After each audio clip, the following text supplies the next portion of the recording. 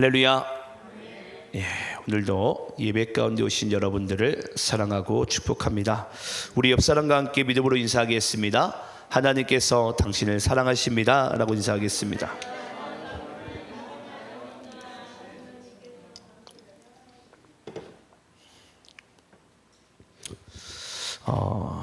오늘 우리가 마지막으로 부른 찬양 가운데 그 사랑 얼마나 하나님께서 우리를 얼마나 사랑하시는지를 과연 우리가 얼마나 헤아리면서 살아가겠습니까? 그렇죠?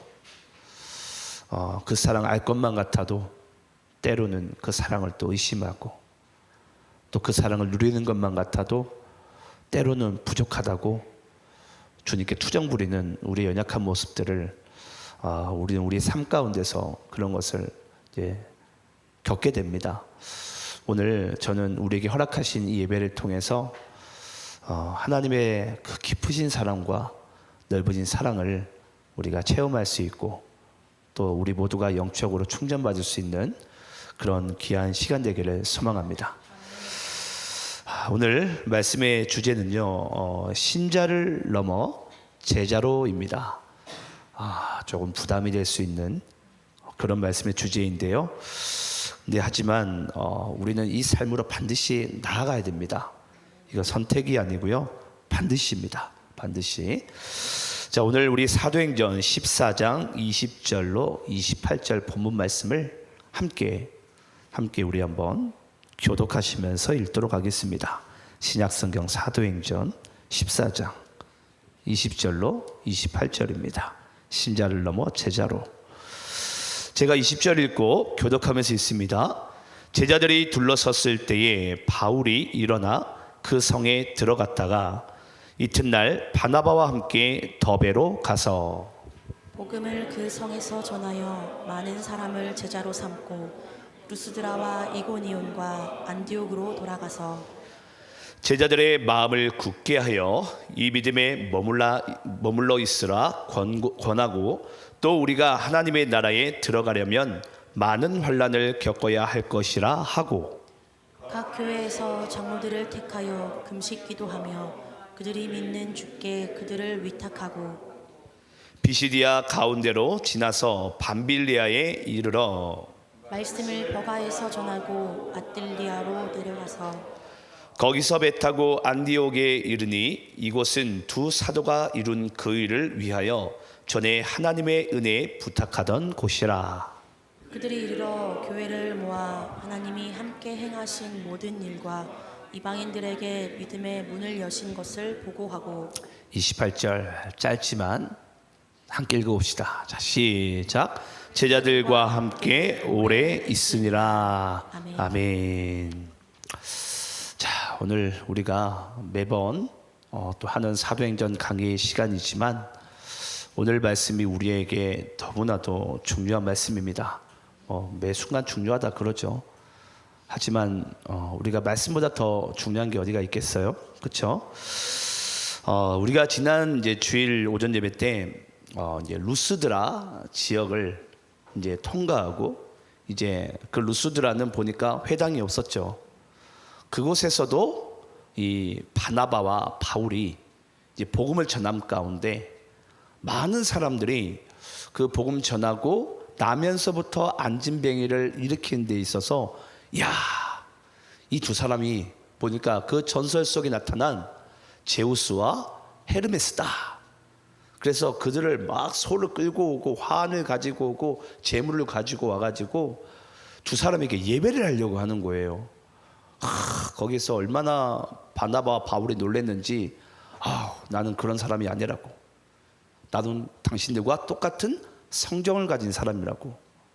여기서 성정이랑 사람이 가지고 있는 체질과 이 본성이 똑같다라는 거예요. 여러분, 바나바와 바울이 아무리 위대해 보이지만 우리와 성정이 똑같은 사람이에요. 연약함과 인간이 가지고 있는 그 죄로부터 타고난 것들은 다 똑같다라는 거예요. 여기서 있는 이상철 목사도 똑같습니다. 저도 여러분들보다 잘난 건 아무것도 없어요. 우리는 다 똑같은 연약함과 그런 죄성을 이제 우리는 본성을 타고난 그런 같은 성경을 가진 사람으로서 오직 경배와 숭배의 대상은 죄가 없어야 되는데 오직 그분은 만물을 지으신 하나님 아버지밖에 없는 줄 믿습니다. 그래서 바나바와 바울은 우리한테 예배하지 말라고, 우리도 똑같은 사람이라고. 그러면서 이제 루스드라에서 어찌됐건 그런 힘든 상황 가운데 이제 복음을 또 전하고 이번에 장소를 루스드라에서 더베로 가게 됩니다. 근데 이 더베라는 이 장소가 중요한 이유가 있는데요. 왜 중요하냐면 여기가 바로 1차 선교 여행의 이제 반환점이에요. 반환점이라는 것은 여기를 찍고서 바나바와 바울이 똑같은 루트를 타고서 이제 다시 이제 안디옥으로 가게 돼요. 근데 여기서 이제 우리가 이제 좀 약간 신기한 부분을 봐야 되는데, 자, 일단 왜 그렇게 해야만 했을까라는 부분을 함께 우리가 좀 보기를 원합니다. 우리 한번 21절 말씀 좀 읽어볼까요? 우리 21절 함께 한번 읽어봅시다. 자, 21절 함께 있습니다. 자, 시작. 복음을 그 성에서 전하여 많은 사람을 제자로 삼고 루스드라와 이고니온과 안디옥으로 돌아가서. 자, 여러분, 사도 바울과 바나바가 이 더베에 가가지고 많은 사람들을 제자로 삼았어요. 제자로 삼은 다음에 그냥 곧장, 쉽게 얘기하자면 여러분, 더베라는 곳에서 바로 안디옥으로 가게 되면 훨씬 더 가까워요. 가까운데 굳이 더베에서 이걸 되짚어 올라가 가지고 다시 안디옥으로 가는 거예요. 근데 우리가 뭐 지금 사도행전 13장부터 이 선교 1차 여행이 시작됐거든요.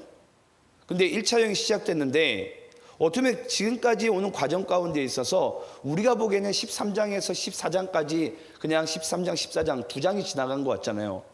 근데 바울과 바나바의 입장에서는 죽을 고비도 넘기는, 또 그 중에 마가라는 요한은 또 다시 안디옥으로, 예루살렘으로 돌아가는 그런 일들도 벌어졌던 힘든 여정이었어요. 힘든 여정.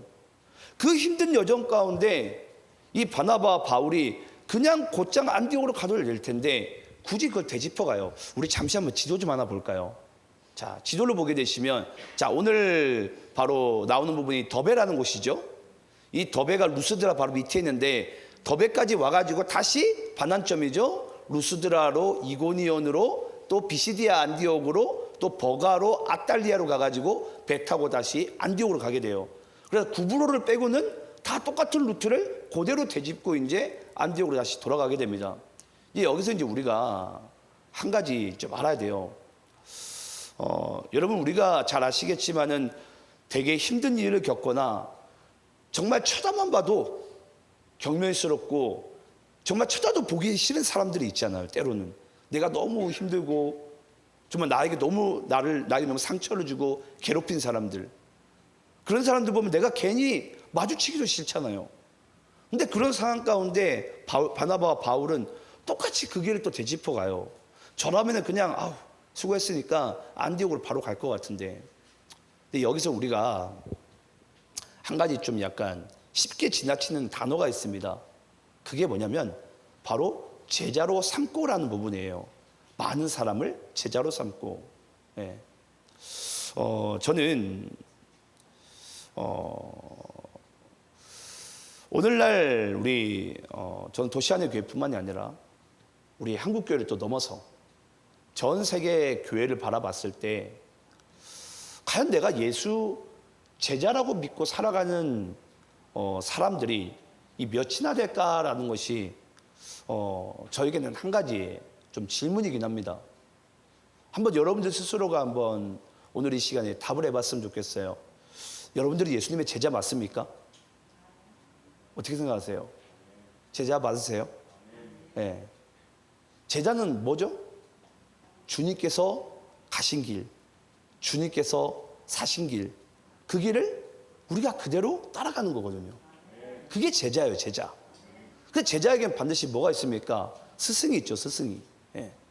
그러니까 우리에게 유일한 길이 되시고 어떻게 보면 우리에게 유일한 그 믿음의 본이 되신 분이 바로 그리스도 예수세요.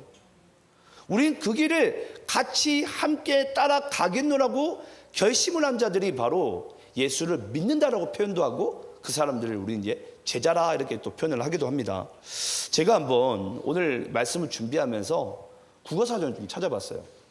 국어사전에 보니까 이 신자라는 단어를 찾아보니까 국어사전에 어떻게 나오냐면 종교를 가진 자라고 나옵니다. 신자라는 단어의 뜻이. 그럼 여기서 종교라는 것은 기독교만 얘기할까요? 아니에요. 네. 신자라는 것은 여러분 종교를 가진 자예요. 종교 생활하는 자, 종교 의식 가운데 빠져 있는 자, 그걸 우리가 신자라고 표현합니다.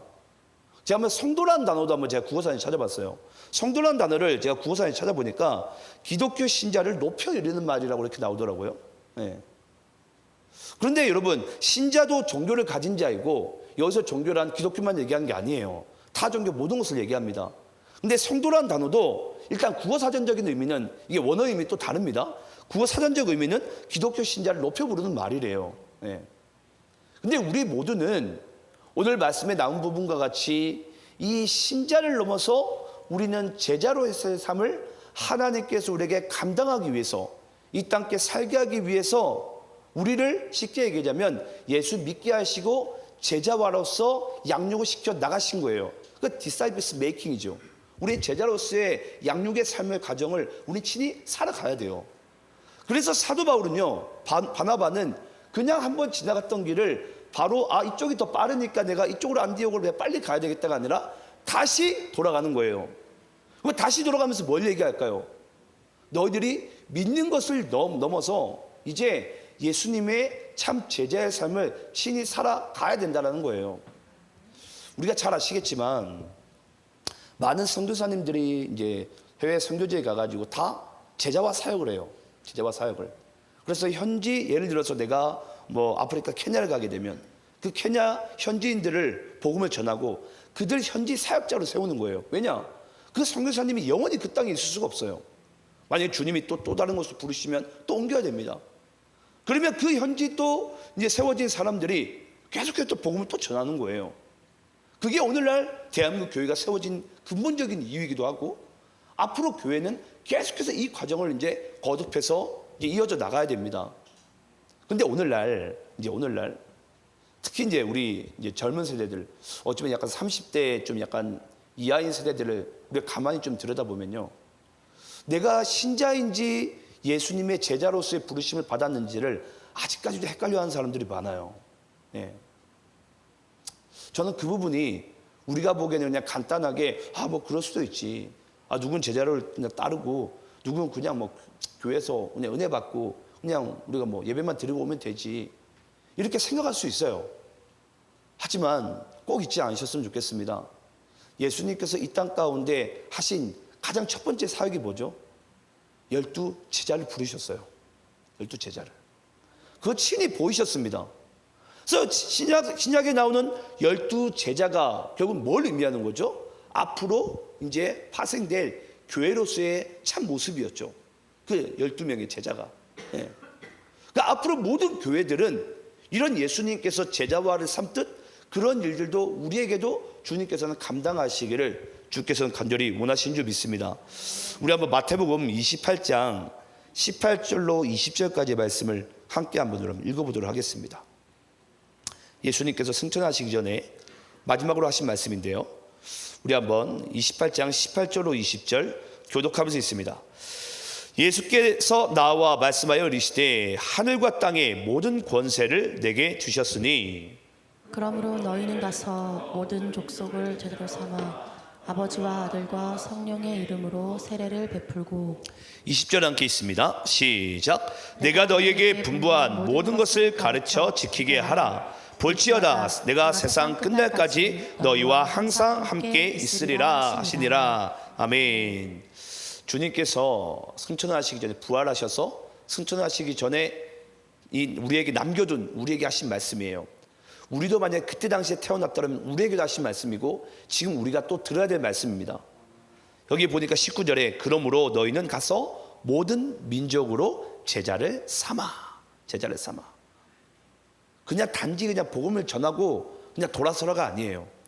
제자로 삼으라는 거예요. 여러분 혹시 그거 아십니까? 예수님께서는 한 번 제자들을 부르시고 그들에게 한 번 복음 전하고 끝나지 않았어요. 뭐 하시죠? 3년 반의 그 공생의 기간 동안에 매일을 같이 하세요. 매일을.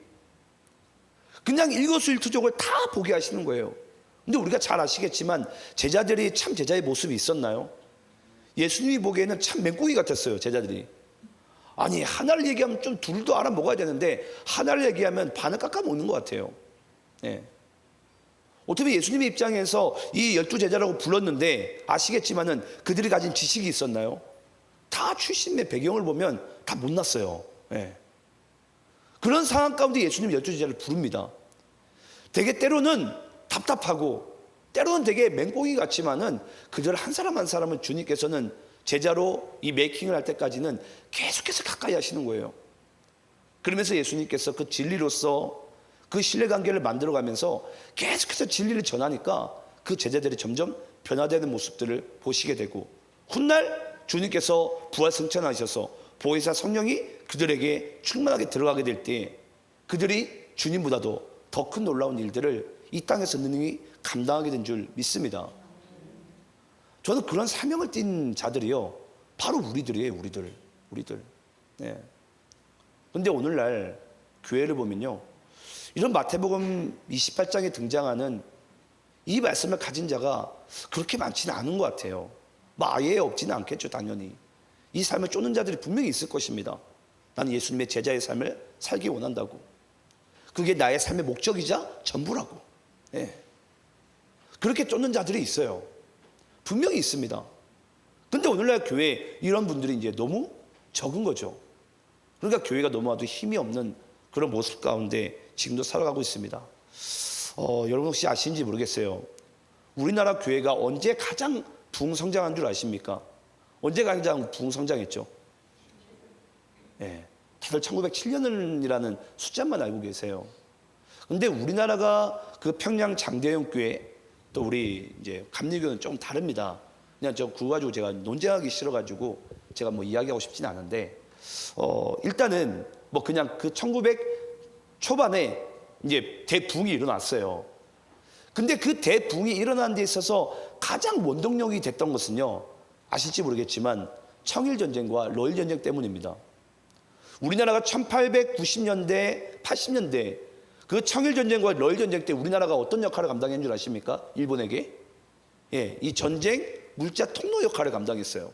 예, 왜냐, 일본은 항상 육지로서 빨리 거슬러 올라가야 되니까, 정복을 해야 되니까, 그 제국주의 가운데. 그 우리나라는 전쟁 이 물자의 역할을 하다 보니까 쑥대밭 시대입니다. 그때 우리나라에 이제 복음이 탁 도입되기 시작합니다. 중국을 통해서, 만주를 통해서 번역된 성경이 들어오기 시작하고, 또 재물포항으로 인해서 또 선교사님들이 또 들어오기 시작하고, 그때 많은 사람들이 복음을 처음에 듣지도 않았고 믿지도 않았어요. 근데 훗날 그 선교사님들이 나중에 이제 회개하게 되고 점점 이 예수 믿는 사람들이 신자를 넘어서, 무슨 목사가 얘기하면요, 무슨 하나님께서 말씀하신 것처럼 그냥 아멘하고 순종하고 따랐어요. 그래서 1900년 초반 때부터 1960년대까지예요. 그때까지가 우리나라 교회가 아주 큰 부흥과 성장을 맛보게 됩니다. 근데 1960년대 딱 들어오기 시작하면서 우리나라가 또 어떤 운동이 벌어진 줄 아십니까? 예, 잘 살아보자가 시작하게 돼요. 그래서 경제개발도상국 해가지고 1차, 2차 시작되면서 점점 나라가 잘 살게 돼요. 이제 그때부터는 교회는 이제 내리막길을 타기 시작합니다. 그러면서 그때부터 이제 우리나라 이제 교회들이 점점 종교주의로 바뀌게 돼요. 종교주의로. 분명히 그전에는 예수 복음이라면 이 복음을 믿고 자기의 삶을 다 던졌는데, 그 이후로부터는 내가 잘 살기 위한 수단으로 바뀌게 돼요, 복음이. 그러면서 교회는 쇠퇴기를 겪기 시작합니다. 저는 여러분들께 오늘 저녁에도 말씀드리겠지만, 저는 여러분들께 하나님께 여러분 재물의 축복을 구하세요. 구하는 건 맞습니다. 정말 예수 믿는 사람이 재물의 축복을 받아야 돼요. 근데 중요한 게 뭔 줄 아십니까? 우리가 예수님의 제자가 돼야 돼요. 네. 참 예수 믿는 사람들이 그런 축복들을 여러분 누리면 이 땅 가운데 살아가야 돼요.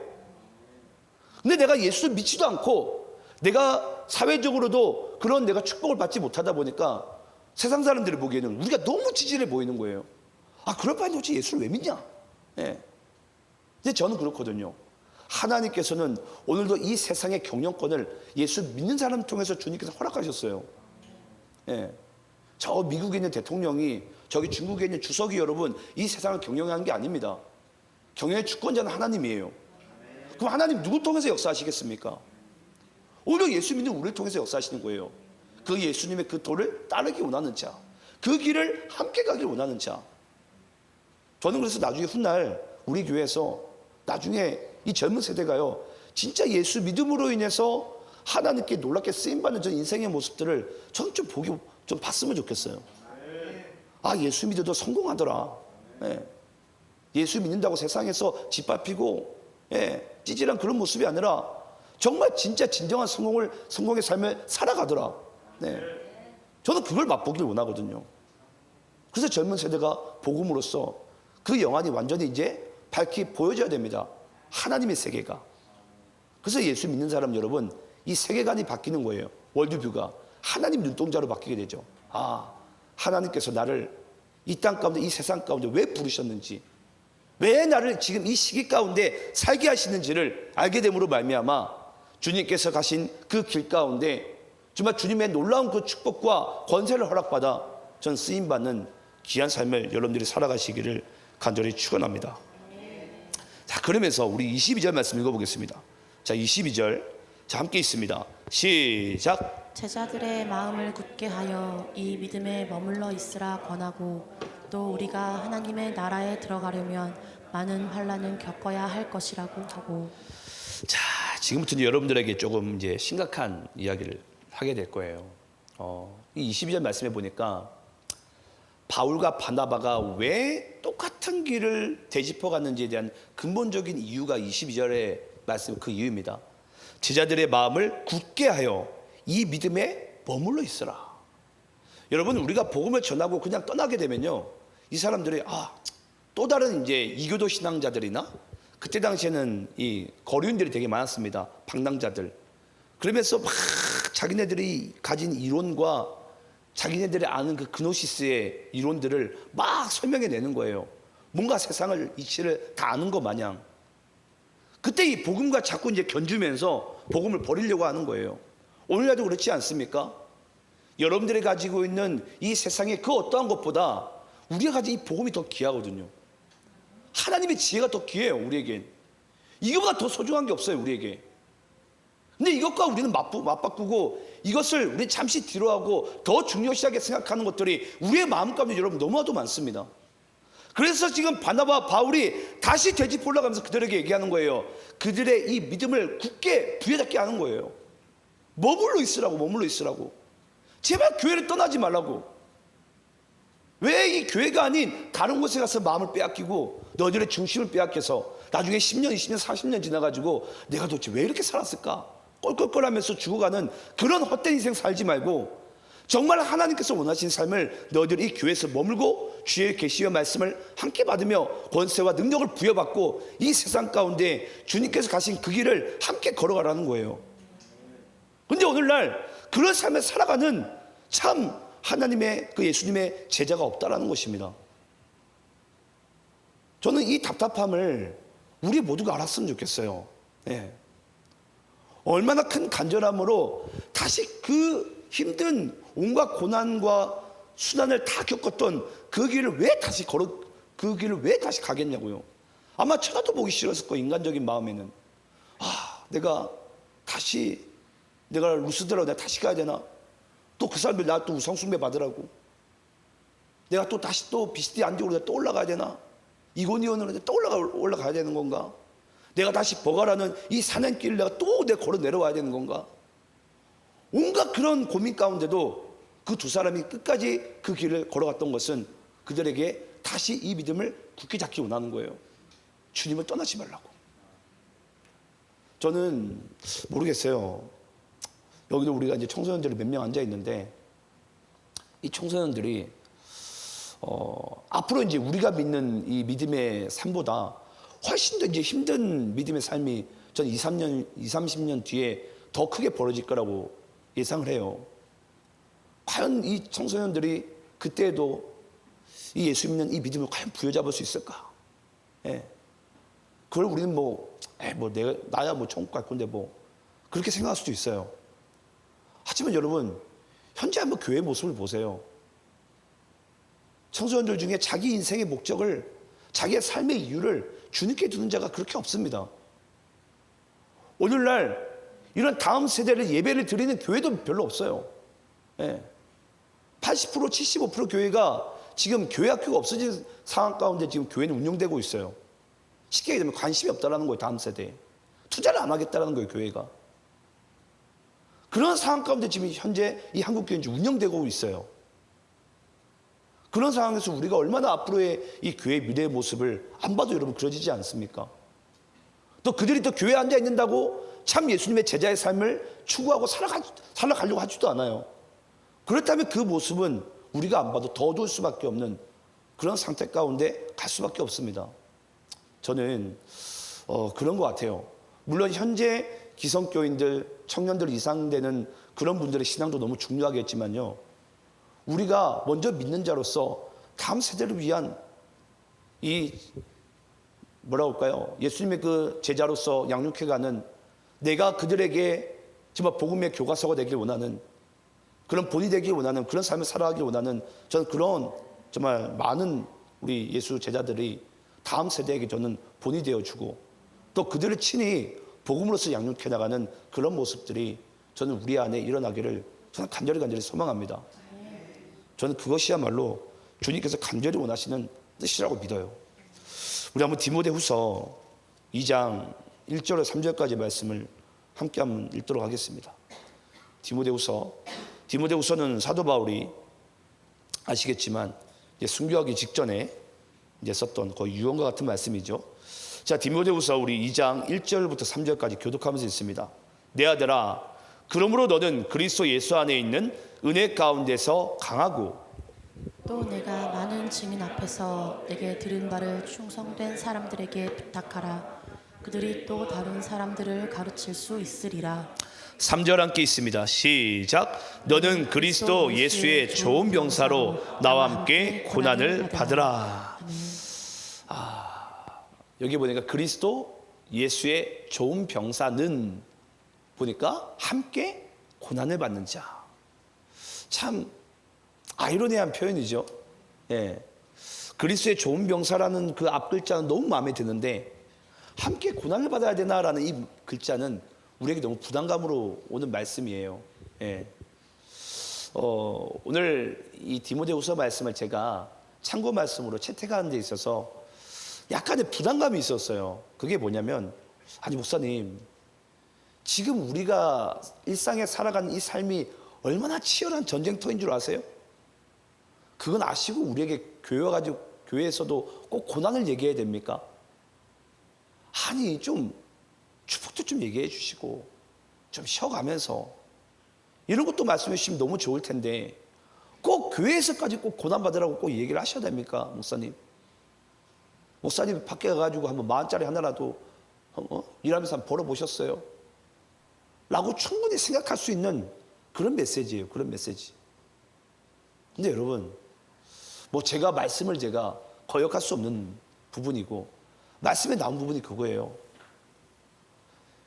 오늘날 예수를 믿으시는 분들이 가장 은혜 받기 힘들어하는 부분 중에 하나가 이 고난이라는 단어예요. 고난이라는 단어.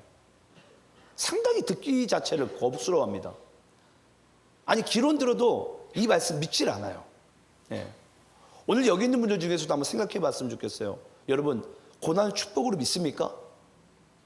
예, 아멘이 안 나오잖아요. 예. 안 나와요. 내가 왜 고난을?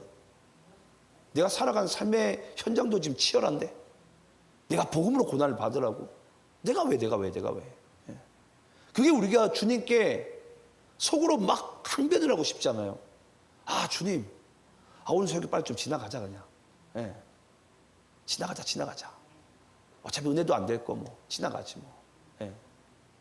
근데 제가 오늘 말씀을 제가 준비하면서 제가 이제 라디오 설교를 하나 듣다가 한 예화를 들었어요. 한 영화에 관련된 유명한 영화 기획사에서 일하시는 종사하시는 분들이에요. 4분의 사람이 어떤 교회, 좀 큰 교회, 서울에 있는 큰 교회 목사님 교회를 이제 방문을 했대요. 몇 년 전 얘기입니다. 근데 그 4분이 제작한 영화들을 보니까 실미도, 비열한 거리, 말죽거리 잔혹사 이런 영화들이었어요. 근데 그 영화에 관련된 관련되고 또 영화에 종사했던 분들이 갑자기 이 큰 교회 목사님을 이제 찾아온 거죠. 근데 그 이유가 뭐냐면 자기들이 가스펠 영화를 만들고 싶다라는 거예요. 이 복음적인 영화를. 근데 왜 그렇게 그걸 하려고 하냐고. 하루는 어떤 한 젊은 청년이 이 네 분 중에 한 분에게 찾아왔대요. 아, 선생님 안녕하세요. 90도로 인사했대요. 그러면서 감사하다고 막 눈물을 글썽이면서 얘기하더래요. 뭐가 감사하냐고. 그러니까 그 청년이 이 얘기를 했다고 합니다. 여기 나온 이 비열한 거리 영화를 보고서 자기 인생에 드디어 꿈을 찾았다고. 내가 조폭되기로 마음을 먹었대요. 그러면서 감사하다고 막 인사를 하는 거예요. 아, 드디어 내 인생의 방향을 내가 조폭이 되는 게 내 꿈이구나. 그걸 알게 됐다라는 거예요. 여러분 아시겠지만 오늘날 많은 이 충동적인 마음들을 가지고 있는 20대, 30대 청년들이나 또는 청소년들이 그런 다 조폭과 관련된 영화들이잖아요. 그런 영화들을 보게 되면 그 영화 전체적인 부분 가운데 의미를 잘 보려고 하지도 않습니다. 그냥 그 장면 나오는 그 부분 가운데 있어서 충동적인 효과만 얻는 거예요. 느낌만 받는 거예요. 그러니까 그러다 보니까 와, 나도 이렇게 살아가야 되겠구나. 예. 그러니까 조폭되기로 마음 먹었다는 거예요. 아, 그게 되게 자기는 뭔가 되게 멋있어 보였다는 거죠. 그러면서 막 90도로 인사를 했대요. 그 영화를 제작한 사람에게. 그때 네 분이 이 이야기를 함께 듣고서 하나님 앞에 다 이제 하나님 믿는 사람들이었거든요. 근데 자기네들이 그 영화들이 다 잘 나갔습니다. 나름 흥행을 했어요. 돈을 거머쥐었겠죠. 명예도 거머쥐었겠죠. 근데 그분들이 나중에는 하나님 앞에 회개를 한 거예요. 내가 돈에 이익을 줬다가 내가 한 인생을 내가 망칠 수가 있는 거구나. 여러분, 우리는 내가 인생을 내가 쫓는 기준 가운데 있어서 이윤을 쫓고 이 세상에 내가 성공을 쫓다 보면요, 내가 내 인생 가운데 참 믿음의 중심을 우리는 잃기가 너무나도 쉽습니다. 그걸로 인해서 어떤 한 인생은 영원히 멸망의 길로 가야 돼요. 예. 하지만 내가 걸어가는 이 길이 나에게 큰 높은 자리와 정말 거대한 이 거부를 내가 정말 짊어지지 못하더라도 때로는 그 길이요, 우리가 누군가를 살릴 수 있는 길이 될 수 있어요. 꼭 여러분 우리가 돈을 많이 벌어야지만이 그것이 꼭 우리에게 성공의 길입니까? 예. 아까 제가 여러분께 그런 말씀 드렸어요. 하나님께 재물의 축복을 받으라고. 이 세상의 성공의 축복도 받으라고. 하지만 중요한 건 뭐냐면 우리는 신자를 넘어서 제자가 되는 것이 가장 우선순위입니다. 예. 그게 돼야 돼요. 예. 그게 되지 못하다 보니까 우리의 마음 가운데 중심과 목적을 잃고 살아가는 거죠. 예. 오늘 어찌 보면 이 말씀들이 우리에게는 여러분 좀 잔소리가 될 수 있어요. 아마 바나바와 바울이 다시 되짚어가는 과정 가운데 그 교인들도 아마 그렇게 들었을 거예요. 이분들이 한번 전하고 왔으면 그냥 끝이지 왜 또 교회 또 찾아와가지고 이 지역에 찾아와가지고 또 이 얘기를 또 할까? 아마 듣기도 싫었을 수 있어요. 하지만 여러분 나중에 우리가 말씀했죠. 하반부에 되면 놀라운 일이 벌어지게 되는데요. 그 지난 것들이 다 결국은 다 예수의 제자화가 되게 돼요. 예수님의 제자화가. 저는 그런 일들이 저는 우리 교회 가운데 좀 나타나기 원해요. 이 대한민국 교회 가운데 좀 나타났으면 좋겠어요. 예. 우리 한번 22절 말씀, 23절 말씀 읽어볼까요? 23절부터 28절입니다. 한번 교독하면서 읽어보도록 하겠습니다. 23절부터 28절. 제가 23절 있습니다. 각 교회에서 장로들을 택하여 금식 기도하며 그들이 믿는 주께 그들을 위탁하고 비시디아 가운데로 지나서 방빌리아에 이르러 말씀을 버가에서 전하고 아탈리아로 내려가서 거기서 배 타고 안디옥에 이르니 이곳은 두 사도가 이룬 그 일을 위하여 전에 하나님의 은혜에 부탁하던 곳이라. 그들이 이르러 교회를 모아 하나님이 함께 행하신 모든 일과 이방인들에게 믿음의 문을 여신 것을 보고하고 제자들과 함께 오래 있으니라. 여러분 지금 이제 사도 바울과 바나바가 다시 쭉 갔다가 지금 다시 이제 되돌아와서 안디옥에 도착을 했어요. 도착을 해보니까 지금 이 안디옥에 모여 있는 모든 사람들이 뭐가 되냐면 제자들과 함께 오래 있으니라 제자화가 된 거예요. 제자화가 되어 있는 거예요. 여러분 혹시 13장 처음 말씀 기억나십니까? 제가 8월 7일날 설교한 내용인데요. 성령으로 선교의 문이 열리다. 그게 제가 8월 7일날 제가 설교했던 설교 제목이었어요. 근데 그때 우리가 읽었던 본문 말씀을 잠시 한번 읽어보도록 하겠습니다. 사도행전 13장 1절 4절입니다. 사도행전 13장 1절 4절. 제가 1절 읽어볼게요. 안디옥 교회에 선지자들과 교사들이 있으니 곧 바나바와 니게르라 하는 시므온과 구레네 사람 루기오와 분봉왕 헤롯의 젖동생 마나엔과 및 사울이라. 주를 섬겨 금식할 때에 성령이 이르시되 내가 불러 시키는 일을 위하여 바나바와 사울을 따로 세우라 하시니 이에 금식하며 기도하고 두 사람에게 안수하여 보내니라. 두 사람이 성령의 보내심을 받아 실루기아에 내려가 거기서 배 타고 구브로에 가서.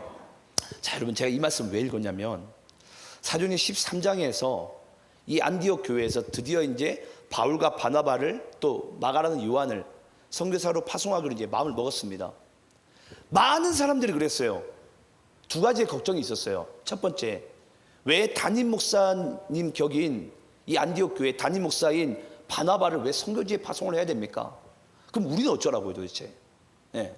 아니 이방인에게는 복음 전하고 우리는 그러면 바보처럼 가만히 있으라고? 또 두 번째 그들의 걱정이 뭐였냐면 왜 바울의 짝꿍으로 바나바를 만삭되지 못하는 바나바를 짝꿍으로 붙입니까? 이건 아니지 않습니까? 그가 가서 복음을 전한다고 그 복음을 들을까요? 라는 게 그들의 궁금증이었어요. 여러분 놀라운 사실이 뭔 줄 아세요? 그 두 사람이 나가서 그 이방 교회들 가운데 뭐가 됐다고요? 다 제자화가 됐어요. 돌아오고 나니까 안디옥 교회가 어떻게 됐다고요? 다 제자화가 돼 있어요. 여기서 우리가 하나님 앞에 알아야 될 사실이 있습니다. 그게 뭐냐면 이들이 이 결정을 하는 데 있어서 13장에 보면은 이들이 결정한 데 있어서 뭐였다고 나오죠? 금식하며 기도하고. 여러분 우리 사람의 이 육체도요 물질이에요. 물질. 우리가 뭔가 먹지 않으면 힘을 내지 못하는 물질이에요. 근데 금식의 의미가 어떤 의미인 줄 아십니까? 내가 그 사람이 몸에 움직일 수 있는 그 힘을 물질마저 내가 끊어가면서 금식한다는 것은 하나님께 맡기겠다라는 거예요. 뭐를? 이 안디옥 교회를 앞으로 나갈 선교를. 그래서 이 교회 머리도 바로 주님이시고 이 복음을 전하는 모든 주권자도 인도하실 분도 주님이라는 것을 증명하기 위해서 사도행전 13장에 이 금식하며 기도하고 등장한 거예요. 그때 많은 사람들은 어떤 분위기였죠? 이걸 불신을 합니다. 왜 도대체 그렇게 하냐고. 그럼 안디옥 교회는 어떡하고 그들이 바울이 가서 전한다고 그들이 도대체 예수를 믿겠냐고. 이런 두 궁금증 가운데 그들은 의심을 하고 또 의심하겠지만 결국은 갔다 오고 나니까 어떤 현상이 펼쳐지죠? 다 제자화가 되어져 있고 안디옥 교회마저 제자화가 되어져 가고 있는 거예요. 여기서 우리가 붙잡아야 될 믿음이 바로 이거예요. 여러분 예수님을 믿습니까? 우린 예수를 믿어야 돼요. 우리가 보기에는 주님 이렇게 하면 이건 안 될 것 같은데 저렇게 하면 저건 안 될 것 같은데 아니요. 이 교회 머리는 예수님이세요. 가서 선교를 전해도 우리가 보기에 모자란 사람들이 가는 것 같지만 그 사람들을 통해서 복음의 역사를 열매를 이루실 분도 예수님이세요. 근데 그것이 보니까 사도행전 13장 초반에 그 불안했던 것이 14장 말미에 가서는 다 끝나고 나서는 이것이 열매대로 딱 드러나게 된 거예요. 우리는 이 말씀 가운데 그것이 발견되지 않지만 그때 당시 안디옥 교회 분위기를 한번 상상해 보세요. 그때 많은 이방 교인들이 한번 분위기를 한번 상상해 보세요. 두 사람이 아니라 하나님이 하셨구나 라는 그 결과물과 그 고백들을 주님께서는 얻기 원하신 줄 믿습니다. 이제 말씀을 마칩니다. 여러분 저도 오늘 이 말씀을 준비를 하면서 제가 처음 하나님께 주의 종으로 부르심을 받았던 그때가 생각이 났어요. 한두 번 저한테 들으신 분도 계실 거예요. 저는 처음 하나님께 제가 주의 종으로 부르심 받고 하나님 앞에 했던 이 서원기도 한 가지가 있습니다. 그게 뭐냐면 하나님 저를 주의 종으로 부르셔가지고 사용하실 때 저는 큰 교회 넓은 저를 통해서 한 사람이라도 참 예수 제자가 나타나게 해달라고. 그곳에 저를 사용하여 주시고 그곳에서 제가 정말 복음의 사역을 감당케 해달라고. 저는 그게 생각이 나요. 그건 제 인생의 비전은요 뭐 이게 어떤 식으로 들릴지 모르겠지만 교만하게 들릴 수도 있어요. 전 저보다도 더 뛰어난 저는 주의 중 한 사람을 저는 세워내는 게 전 제 목회에 있어서 가장 큰 비전 중에 하나입니다. 진짜 참 예수 믿는 사람 그 한 사람을 저는 세우는 게 전 제 목회의 전 비전이에요. 네. 저는 이 마음이 오늘날 저에게가 아니라 우리 모두에게 있어야 된다고 생각을 해요. 전 여러분들의 일생에 가장 큰 축복은요, 여러분 한 사람 한 사람을 통해서 나를 통해서 누구 한 사람이 예수를 믿고 거듭날 수 있고 예수 제자로의 삶을 따라가겠노라고 고백한다면 여러분들의 인생은 저는 성공의 삶이라고 믿습니다. 저는 그렇게 살아가는 우리 모두가 되기를 간절히 축원합니다. 기도하겠습니다.